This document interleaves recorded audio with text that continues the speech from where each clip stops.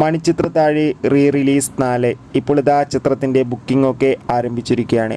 Hello friends, ഏവർക്കും പുതിരീടിലേക്ക് നമസ്കാരം. ഇന്ന് ഞാൻ വന്നിരിക്കുന്നത് മണിച്ചിത്രത്താഴ് എന്ന ചിത്രത്തിൻ്റെ ഏറ്റവും പ്രധാനപ്പെട്ട അപ്ഡേഷനുമായിട്ടാണ്.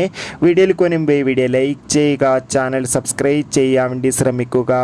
മോഹൻലാൽ, ശോഭന, സുരേഷ് ഗോപി, ഇന്നസെൻറ്റ്, തിലകൻ എന്നൊക്കെ പ്രധാന കഥാപാത്രങ്ങളായെത്തി 31 വർഷങ്ങൾക്ക് ശേഷം നാളെ ഓഗസ്റ്റ് 17 റിലീസ് ചെയ്യാൻ പോകുന്ന ചിത്രമാണ് മണിച്ചിത്രത്താഴ്.